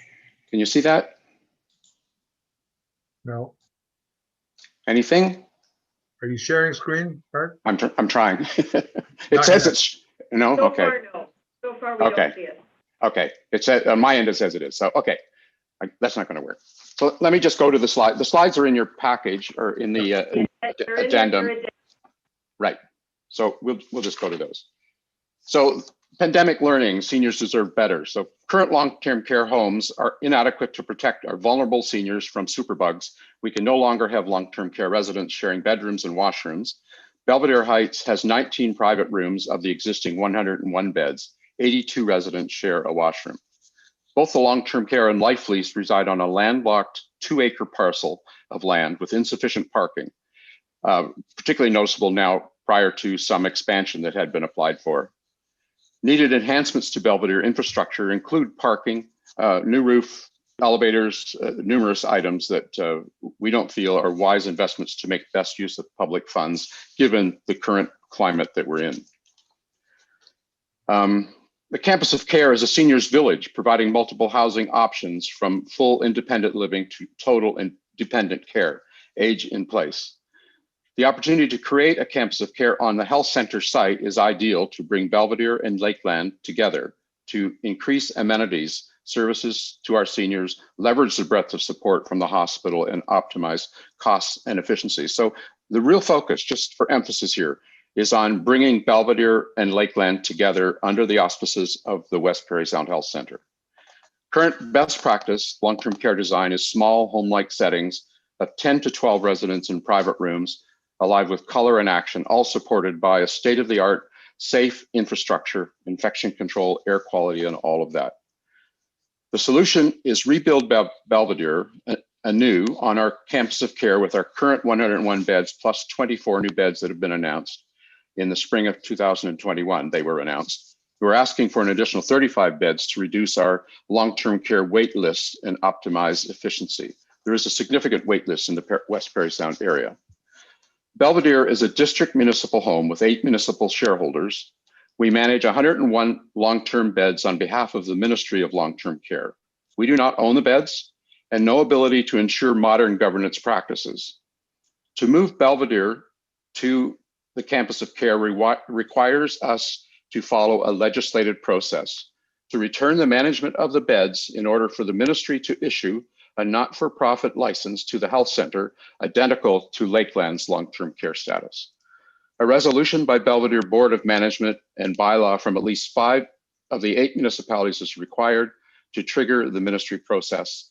And the Long-Term Care Act requires the ministry to engage in public consultation prior to the final decision to move Belvedere down the street. So nothing can happen until we surrender our license to the beds.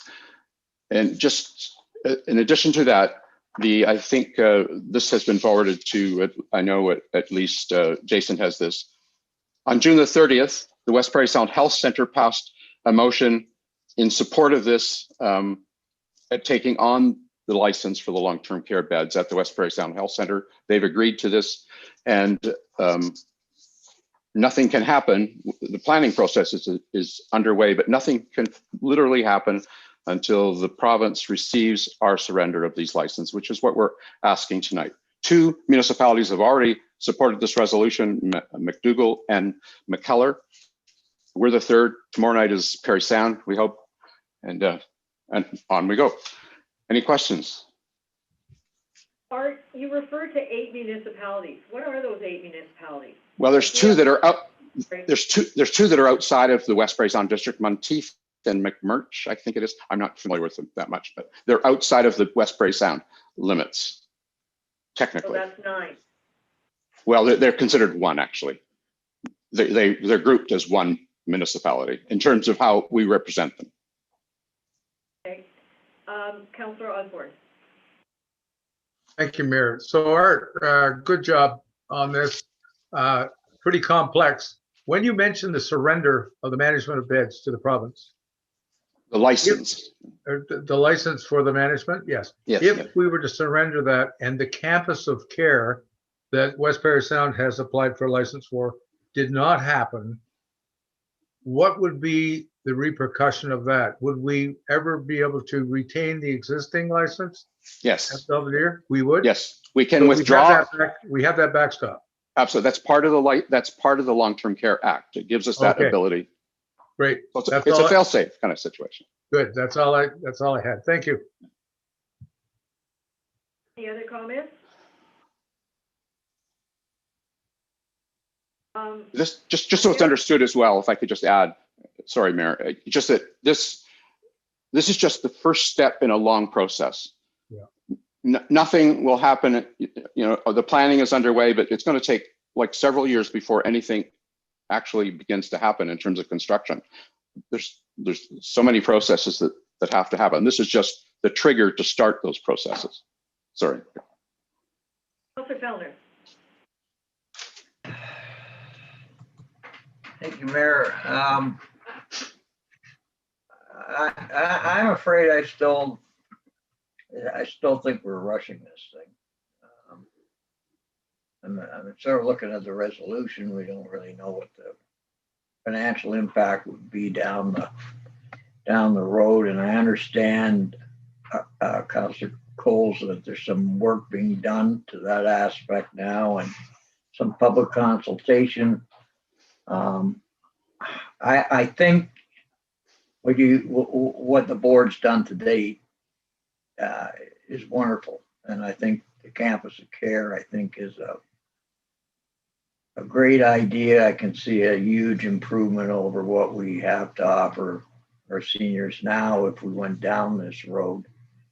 And I want to be as supportive as I can with this, but I still feel that we're sort of kind of pushing this thing a little faster than we should. And I'd like to see the public consulted a little bit and maybe, some cost models. And, you didn't mention that you wanted to try to get the 8 municipalities all on board by the end of August. So that's, still a little ways out. So I'm supportive of this, but I think to pass this resolution is a little premature at this time. Thank you. Thank you, Councilor Cole. Yeah, if I could respond to that, Terry.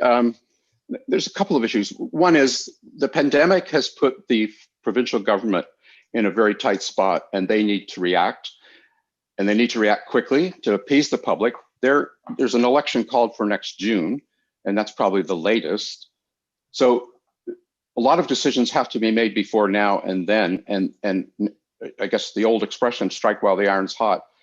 If we leave this when this is beyond people's minds, we probably won't do anything, and we'll be back in the same position should another pandemic occur. And there's every likelihood that could, as we're looking at the current spread of the virus. So we think it's very important that we act now.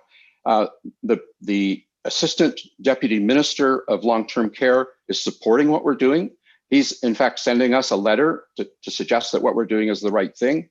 So the ministry is on side, and we will be meeting with them before the end of this month as well.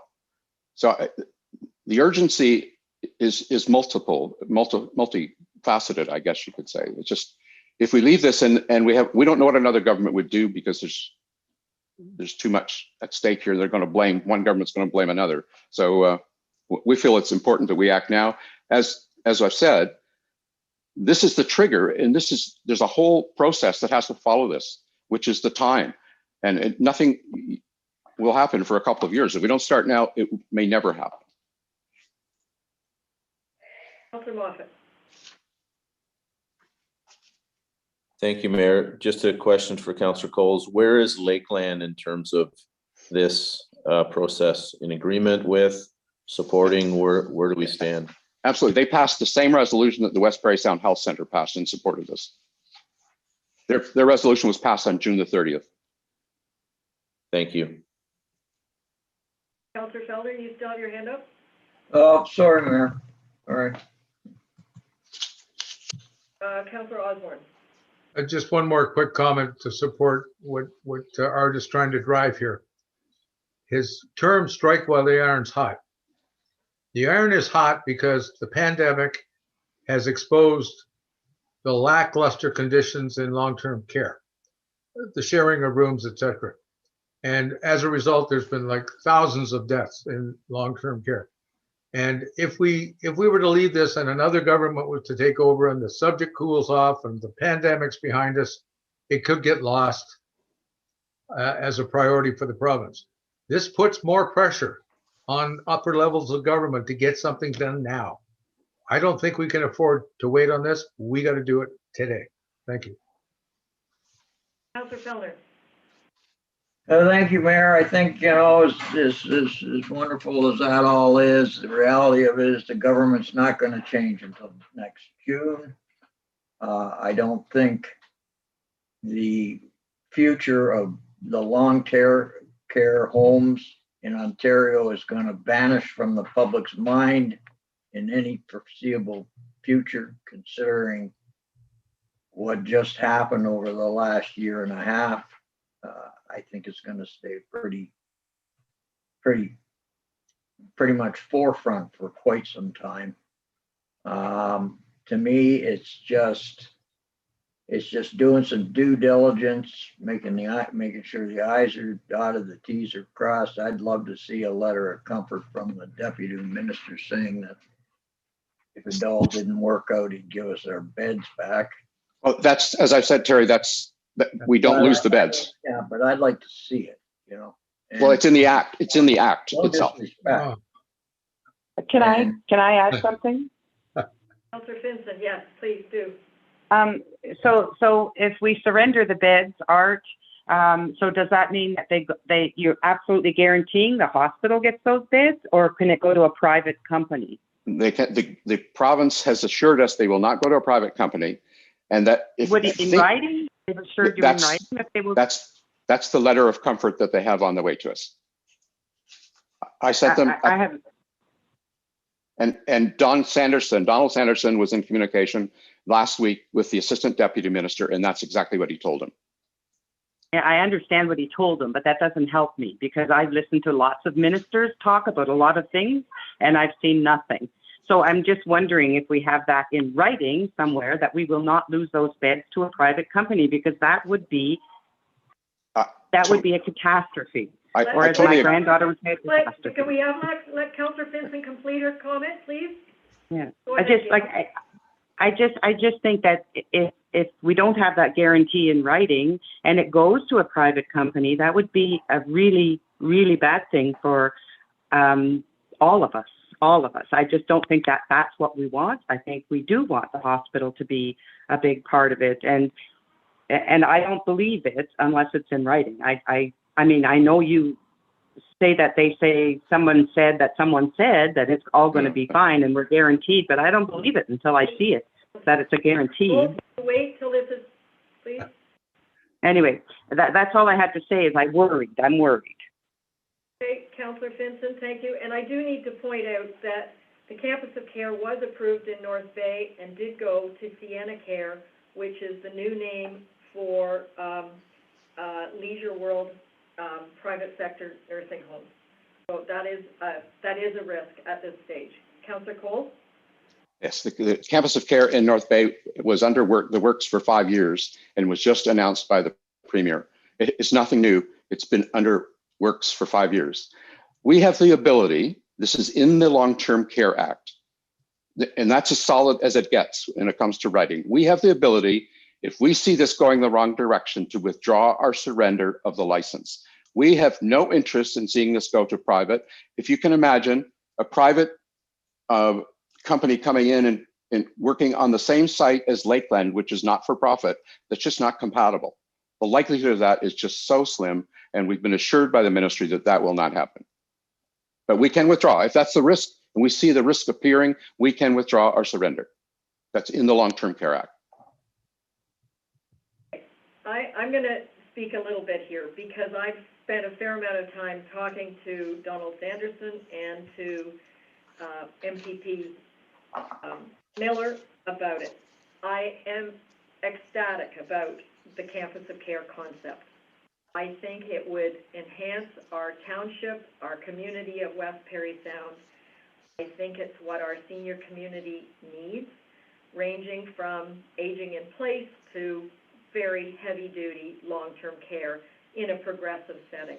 I really applaud what the Board of Belvedere is doing. However, I would like to propose a motion to defer the bylaw that's before us, to return the management of 101 long-term care beds to the Ministry of Long-Term Care until two things. The concept site master plan for the Parry Sound Campus of Care is presented to the Parry Sound community for comment. And I'm reassured by the West Parry Sound Hospital that that is anticipated in September, which is 6 weeks away. And that due diligence is completed, including a comprehensive business case for the community of care.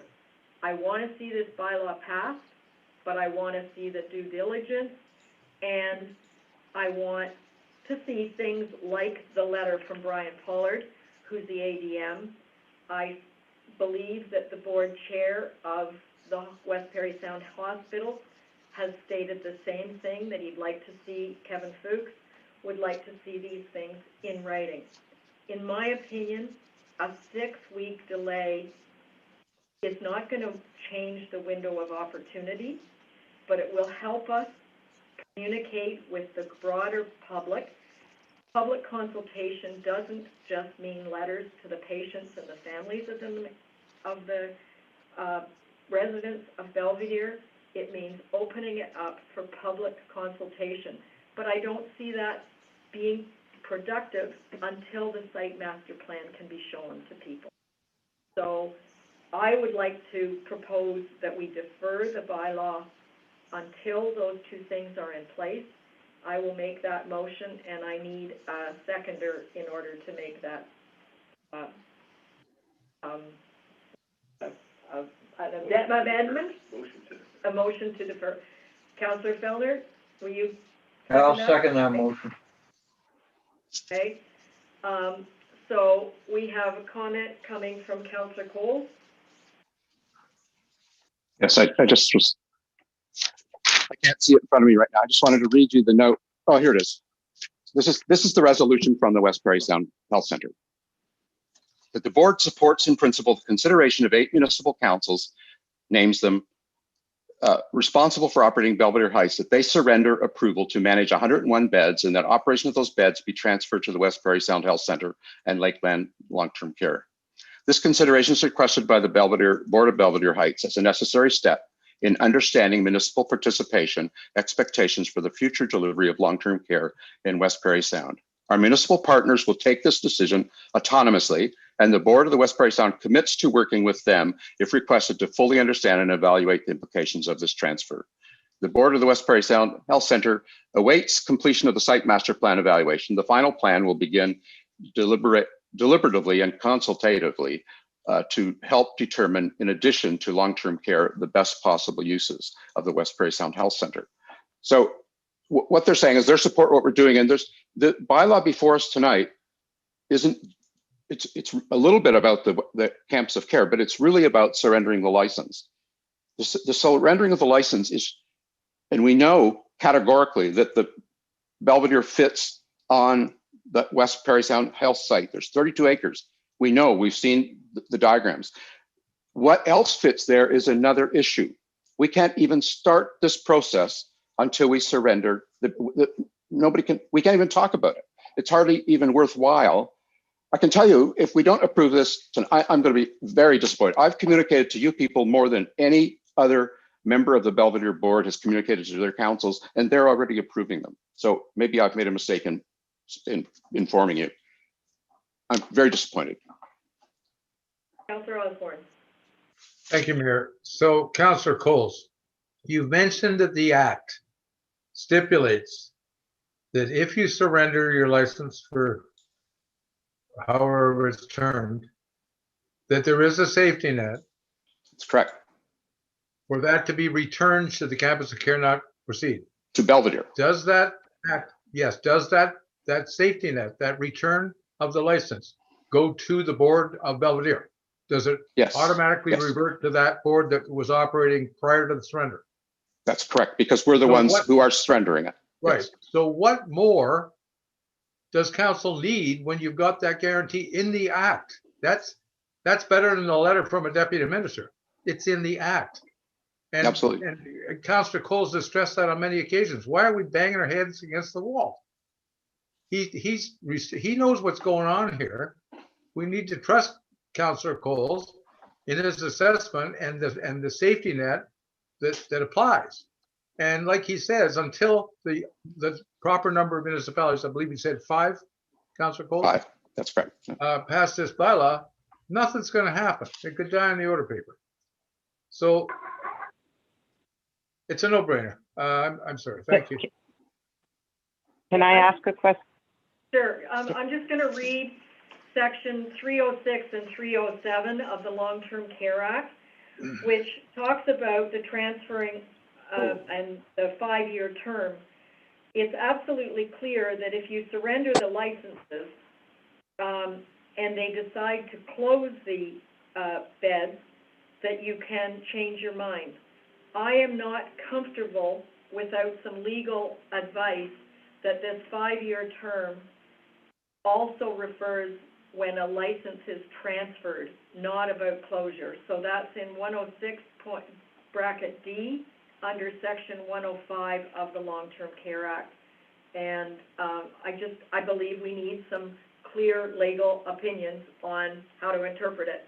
Wouldn't you, Mayor, wouldn't you get that from the Solicitor General for Ontario? That's the only legal advice you're going to get. I believe there are experts in interpreting acts, and if we need to go to Sylvia Jones, we can. Councillor Collins, you have your hand up. Well, I did have my hand up, but why don't we, I think that we've discussed this long enough. Why don't we just vote on it and move forward? Thank you. Okay, Councillor Cole's last comment on the issue. I just wanted to say that when we surrender the license to the province, it's not reassigned immediately. They have a process to go through to reassign the license. That's what this triggers. And that process could take 3, 4, 5 months, depending on how fast they work. And that the reassignment that we're asking for in the bylaw is to the Westbury Sound Health Center. That's all. I just want a clarification. I need a vote on the deferral first. Yeah. Okay. So I have read a motion to defer until we have the site master plan, likely in September, and some due diligence is completed, which includes a business case for the community of care. And I have a seconder. All in favor of the deferral? Aye. 2. Okay, that's 3. It does not pass.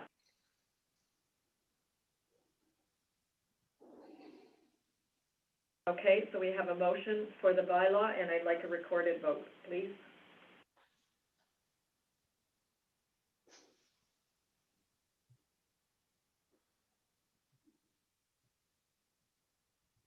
Oh, sorry.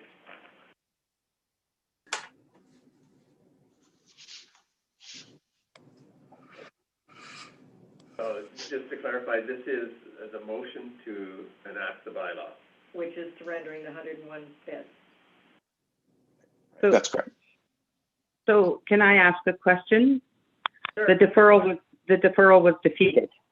It was defeated. So, I mean, I do support this. I just thought 6 weeks isn't going to make or break all the hard work you've done, Art, because I support you 100% and I think you're amazing. So anyway, I just want you to know that I do support you, and I feel bad that you're upset. No, it's not that I'm upset. I can deal with it. But I know you can, but I'm saying, I just want you to know that I support you 100% in all the work you've done, and I think you've done a fabulous job.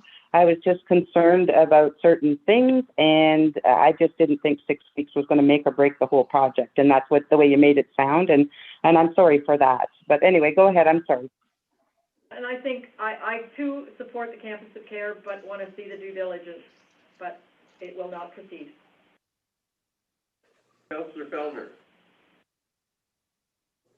Okay, this is on the original, bylaw to surrender the beds. You're gonna have to turn your microphone on, Councillor Fellner.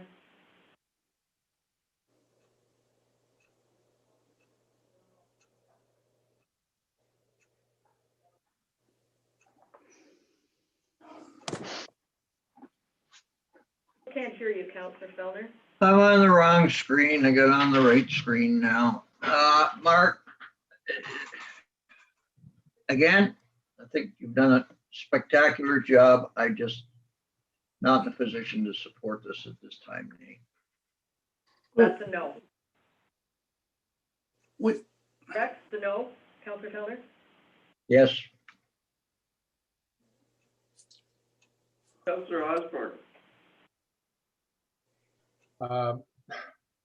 Comment before I cast my vote. I don't think public consultation is going to indicate that anyone would be against improving long-term care for our seniors. And my vote is to pass this resolution, yes. Councillor Collins. yes, I'm in favor of passing this resolution. I think Art's done a fabulous job at this, and Don Carmichael, and I approve this 100%. Councillor Vincent. Councillor Vincent, how do you vote on the original? I would say nay. Councillor Moffett. Yay. Councillor Cole. Okay, Mayor McDermott. Nay.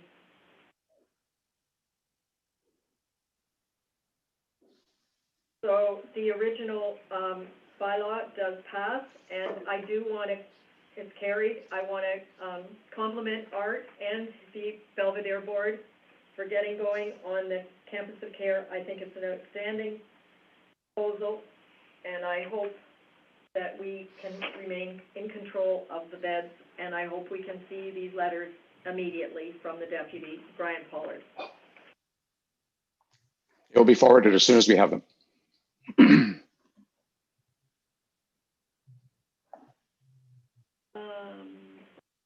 Also report. Councillor Moffett. Thank you, Mayor. Not as busy the last couple of weeks. Participated in a Perry Sound Area Active Transportation Committee meeting. We had a specific topic, the Wellness Center. So it's a small group, but it was a robust discussion on that. Location was critical in almost the whole hour that we spent, surprisingly. Also, Muskoka Watershed Council Roundtable meeting participated in. Also attended Electric Vehicle Society meetings, several emails, telephone calls from residents with regards to fireworks, bylaw enforcement, internet. Gypsy moths continue to be annoyance and continue to have residents upset. Several building and planning matters. This week is busier, but that is my council report for the last 2 weeks. Thank you. Councillor Cole. I just would like to start out by saying, well, I'm disappointed that not everybody supported the resolution. I can deal with it, and that's all fine. I understand the way politics work, so that's all good. Still friends, right? On July 7th, I met with the architects over the master planning of the West Prairie Sound Health Center, and that's coming along very nicely. This week, we expect to see a 3D rendering of the site and what's possible on it. On the 8th, I had a call with our consultant who asked me to send a letter to Brian Pollard asking him for our letter of comfort, which I have since done. And on July the 12th, I met with the group of CAOs. Not everyone was there. Jason was there. Don Carmichael and I did a presentation, much like we did tonight, to the CAOs. And since then, it's gone back to several municipalities. And on the 14th, we had a long-term care ad hoc committee meeting, which is the one I chair. And following that, I sent the letter to Brian Pollard. And I had a phone call on Saturday morning with Donald Sanderson, who assured me that he's in full support of what we're doing. The yeah, and I guess I already mentioned that McDougall and McKellar have approved the bylaws, and as of tonight, so have we. Thank you. That's it. Councillor Osborne? Thank you, Mayor. I attended a virtual CPAC meeting last week. We decided to meet virtually till at least October, subject to renewal before we go back to the OPP headquarters. Full complement of officers in place. There's our calls for service are down somewhat, 21 over 20 year to date. That's all good. One note that people should be aware of is there's been a higher incidence this year than last of impaired drivers. So you see those guys wandering all over the road, don't be afraid to call 911 and get that tag number, because impaired driving is way up. And I don't know if it's because everybody became alcoholics during the pandemic shutdown or what, but the incidence is way up. I've received a number of calls, some about the internet, more about short-term rentals lately. And now we've got multi-million-dollar cottages being built on spec. There's 3 of them on my lake, Turtle Lake, and one or two of them are already on VRBO for rent at $2,000 a night. And so I'm going to continue to feed this into Don Hood, our bylaw, so that he can keep track of these sites and what's going on there. And the last but not least is now that we have a communications director in place, I'm looking forward to seeing the model of the survey for the Wellness School project coming out for our residents, and maybe Jason later can update us on that. That's all I have to report. Thanks. I believe that'll come to council when there is a plan. Councillor Fellner. Thank you, Mayor. I'm just looking for, since the last meeting, I had a committee of adjustments meeting. I think there was four applications. One was all pretty straightforward, very simple things. Everything was carried. I had a museum meeting, and the good news is the museum is now open, I believe. Our summer students started and cleaned the facility, I believe on the weekend or just before, and I was by there 3 or 4 times this weekend, and it seemed to be fairly busy, which is very nice. We've also been sort of continuing on with Park to Park. We got one very significant piece of news just the other day, but we had applied for a grant under the Trans-Canada Trail Grant funding, and we just found out we were approved for $60,000. So we've managed to raise a little money. The rain, unfortunately, the last couple of weeks has put off our progress on the trail rehabilitation, but hopefully we'll move right along once things dry up and Public Works catches up on the roads. And that's all I have to report. Thank you very much, and thank you for all continuing to do on Park to Park. Councillor Collins. Yes, thank you, Mayor. Had a regular meeting of DSAB on the 8th of July. We don't have a meeting next month. I've been dealing with a lot of constituents' concerns about short-term cottage rentals, and of course the new tower up in Orville for the high-speed internet. So that's all I have to say. Thank you. Thank you. You received the details from Lakeland that I forwarded to all the councillors on the tower? Yes, absolutely. Yes, absolutely. And thank you very much. Appreciate that. Okay, thank you. Councillor Finson. Hi, I had a DSAB meeting, which was a pretty quiet meeting, and I had an RCAC meeting, a Recreation Committee meeting. which went pretty well. There was a cemetery meeting. Jason was there, and we were speaking about some land surrounding the cemetery. Still haven't been out to have a visit there. Also, the transportation meeting, which was in the agenda. As you all know, Ann and I were there, and it's not going to go any further, but I think that collecting the data was a really good idea. Been dealing with a lot of people with traffic, a lot of people concerned with noise, a lot of those kind of concerns, and not as many short-term rentals as I thought I would be. I had had a few contacts with people who are very pleased that they now have internet. Stanley House Road and Burgess Road, I think. There was a couple of them down that way. So they were very happy. I had contacted them after our last meeting. And I just want to say, Art, I do support you. Okay, I think you did a fabulous job. So No problem.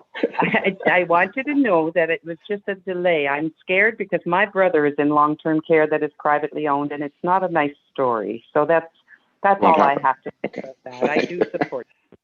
I don't want you to think I don't, because I think you're fabulous. Anyway, that's all I have to report. Thank you. Now I'm embarrassed. July 6th, I attended an airport commission, and you'll see on the Seguin website, all the tender documents have now been released for the runway rehabilitation. It's a big contract, but they're out there. I'm not sure what the actual date for closure is, but they're all public. July 8th, I attended the bi-weekly meeting with the North Bay Parry Sound Health Unit with Dr. Chirocco and heads of council. There is a real push in our area to get everybody over 12 doubly vaccinated by September 1st. So I encourage you to, anybody that's going back to school that's over 12, they'd like to get them both double vaccinated by September 1, if at all possible, and there's quite a few vaccination clinics happening in our area in the coming weeks. Gail mentioned the July 13th transportation study summary, and on the 14th, I attended a hospital board, and on last Friday, the 16th, Dominique and I attended the thank you event to Trillium Grants by the Whispering River Orchestra, and the children, the under 5 orchestra was quite something. They all had xylophones, it's kind of a delight to see art, music, graphics coming into Seguin. Mostly, they're using the Foley agricultural lands. They've got a semi-permanent stage and a music dome coming. So we have day camps every day this summer called the Music Moppet, and little tiny violins and little tiny cellos for those of you that have children or grandchildren that want to take music. And there's now a seniors orchestra being led by the Whispering River Music or Orchestra.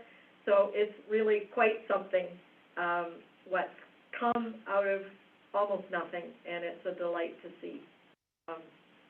Dominique, I'm sure, is chuckling a little bit as we watch them get the under 5 organized, then on and off the stage. Sit still, don't sit still, listen to speeches. That was not necessarily what the little ones thought was going to happen that afternoon, but it was very well done. And the Trillium people were really supportive of what's happening in Seguin. Councillor Moffat, you have a comment?